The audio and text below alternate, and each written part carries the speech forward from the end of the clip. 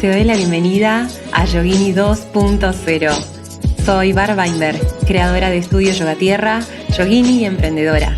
Si practicas yoga, si lo enseñás o si el mundo emprendedor llama tu atención, quédate, porque este es tu podcast.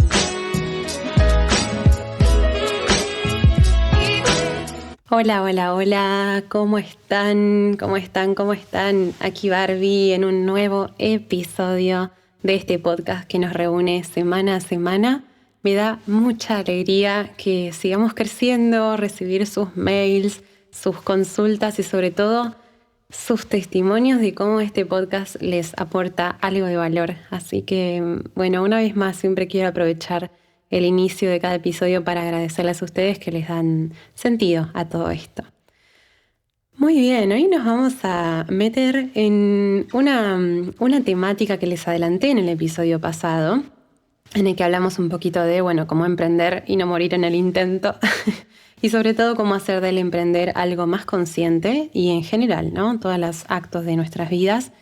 Y en relación a esto de aplicar más conciencia a nuestros aspectos cotidianos, se me vino a la mente una frase que yo escuché mucho tiempo y que hasta hoy por ahí sigo escuchando cada vez menos, y es: vos sos espiritual, no podés estresarte. Oh, ¿cuántas veces me han dicho esto? Quienes estén escuchando esto y practiquen yoga o alguna otra disciplina de desarrollo espiritual seguramente habrán escuchado esta frase más de una vez también. No sé qué opinan. Yo creo que muchas veces nuestra manía humana de prejuzgar, idealizar o etiquetar nos priva realmente de conocer las cosas como realmente son. En mi caso me hicieron muchas veces este comentario. Al principio me enojaba mucho porque la gente presuponía cosas de mí que no eran o que no sabían. Y luego, durante algún tiempo, también traté con todas mis fuerzas de encajar en ese molde que me imponían la gente y creía que era algo, que estaba haciendo mal o que no podía lograrlo por una falla mía. En ese periodo había muchas cosas que yo hacía por mi equilibrio espiritual. Practicaba yoga mínimo 90 minutos por día, ayunaba, hacía purificaciones, trabajaba con distintas terapias como biodescodificación, bioneuroemoción, ceremonias de ayahuasca, terapia cognitivo-conductual, eneagrama, consultas desde mi carta natal y tantas otras cosas que amé hacer y que me aportaron muchísima información sobre mí misma. También practicaba meditación. En ese momento practicaba la técnica Vipassana 2 horas por día. Y esta era una técnica que había aprendido en los hermosísimos retiros de silencio que brindaba la Fundación a nivel mundial. Muy pronto prometo contarles más sobre mi experiencia con esta y con otras técnicas de meditación que fui conociendo. Pero volviendo a lo anterior, realmente hacía mucho por crecer internamente, por desarrollar mi introspección, mejorar esas partes de mi personalidad que me limitaban. Seguramente saben de qué les estoy hablando. Sin embargo, cada vez que alguien me decía esto, o mismo que yo solita me encontraba sintiendo emociones que se suponía no debía tener, como enojo, tristeza, apatía, deseo, etc., adivinen qué hacía. Adivinen. Sí, seguramente muchos de ustedes ya adivinaron. Las reprimía. Sí, una campeona total, ¿no?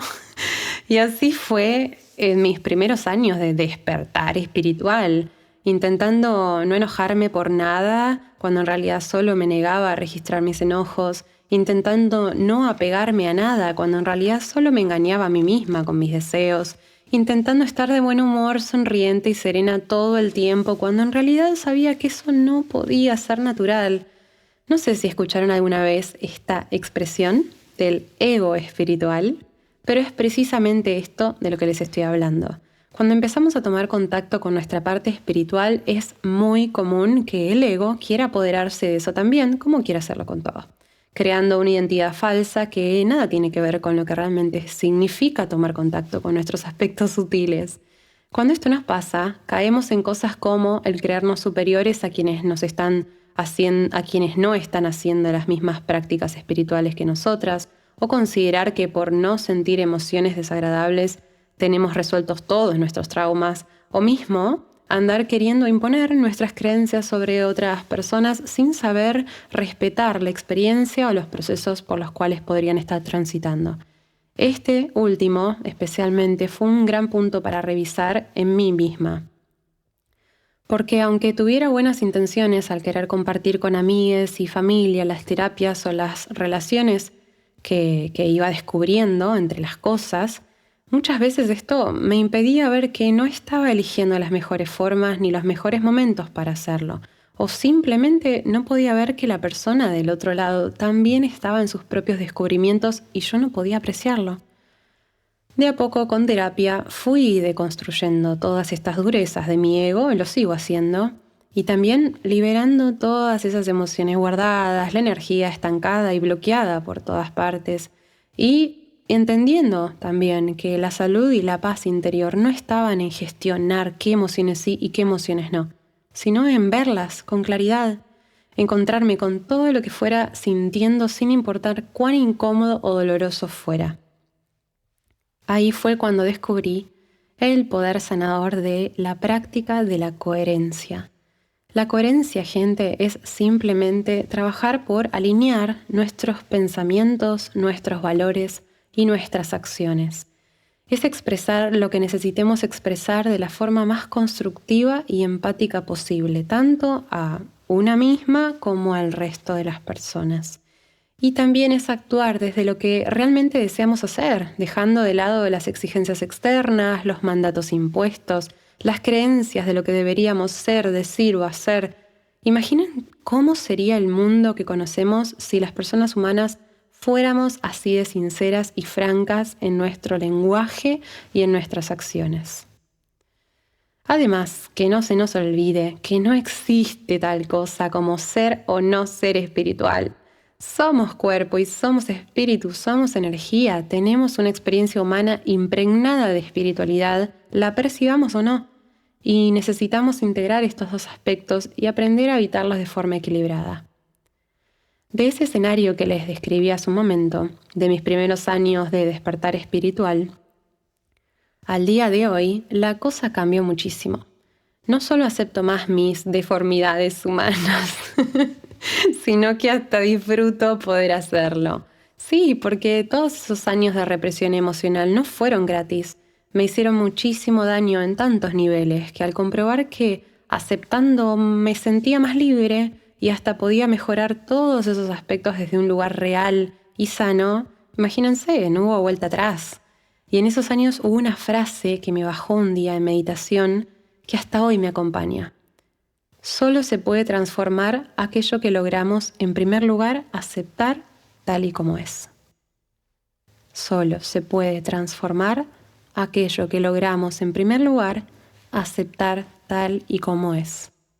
Esto seguro lo dijeron ya muchísimos guías espirituales que ahora no recuerdo, no es algo de mi autoría, pero vieron que esas verdades son como medio universales. El yoga fue el que me acercó a esta gran certeza, principalmente, como les dije, en la práctica de la meditación. Prometo en un próximo episodio profundizar más sobre todo esto.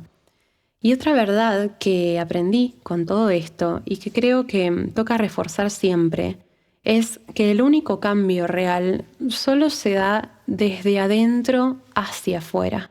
Contrario a lo que socialmente solemos buscar, estos cambios superficiales, temporales, que no saben ahondar en la raíz de lo que realmente queremos transformar.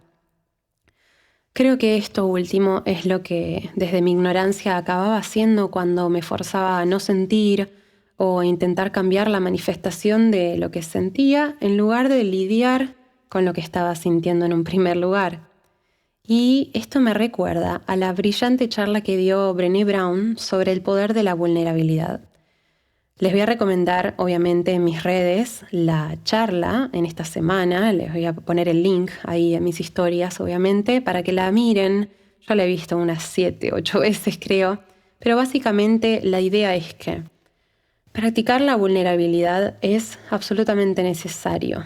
Y solemos tener una idea muy negativa de la vulnerabilidad, porque la creemos como una debilidad, cuando en realidad ser vulnerables es sencillamente lo que les estoy transmitiendo hoy en este episodio, es sincerarnos con lo que nos pasa, abrirnos a estar disponibles a lo que sentimos, a lo que, no sé, sea incierto de la vida, ¿no? Porque muchas cosas no las podemos predecir ni mucho menos controlar.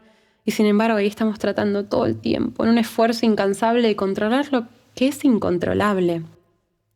Cuando en realidad lo único que podemos controlar son nuestras reacciones, nuestras formas de experimentar lo que sucede, tanto interior como en el exterior.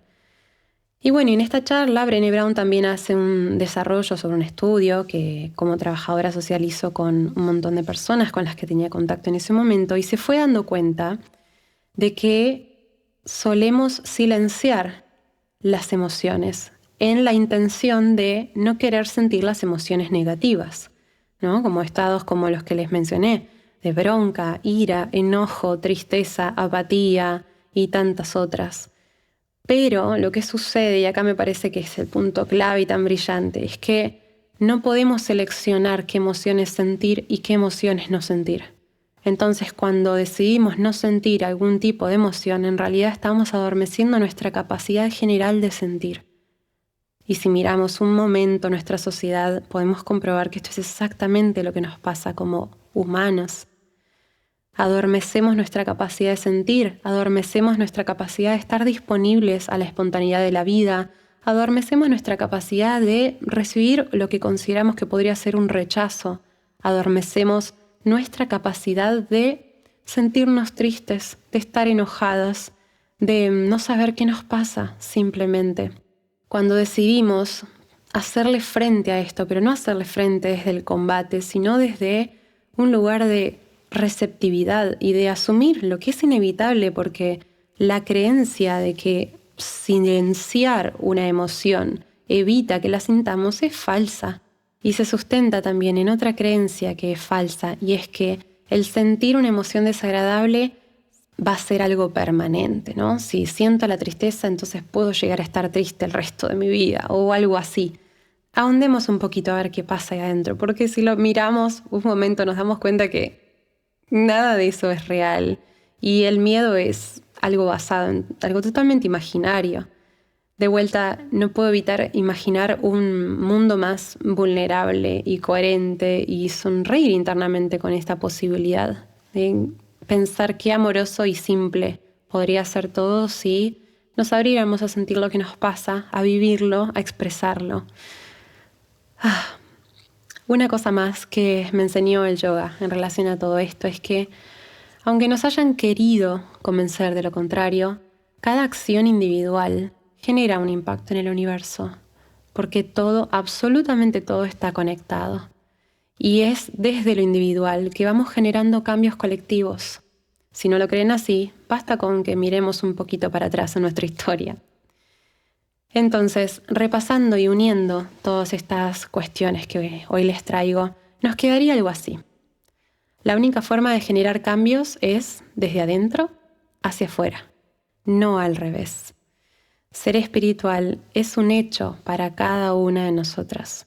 Lo importante es que podamos tomar contacto con esos aspectos nuestros y poder desarrollarlos sin que se impongan las creencias o los conceptos sobre lo que debería ser ese desarrollo espiritual. Y por último, que recordemos que todo esto sí genera un impacto en el mundo. Y es por eso que es tan importante volver a las bases de lo que significa estar vivos, volver a las bases de lo que significa tener una experiencia humana y poder hacer lo mejor posible para disfrutarla, para desarrollarnos en espíritu, en cuerpo, de forma íntegra y plena. Hasta acá con el episodio de hoy. Realmente espero que les haya llegado y que nos volvamos a encontrar en el próximo episodio. Muchas gracias por estar del otro lado y les mando un fuerte, fuerte abrazo. Este podcast no sería la belleza que es sin el trabajo impecable de edición de sonido de Mati Viera de We Records.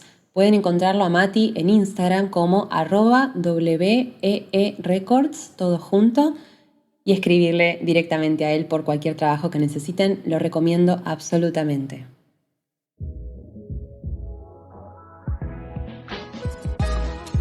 Esto fue Yogini 2.0. Muchísimas gracias por estar del otro lado. Si este capítulo te aportó algo, me encantaría que me lo hagas saber. Podés encontrarme en Instagram como @bar.weinberg y conocer mi estudio en @yoga_tierra. También podés escribirme a yoginipodcast@gmail.com y contarme si hay algún tema del que te gustaría que hablemos o compartirme lo que quieras. Te dejo un fuerte abrazo y nos encontramos la próxima.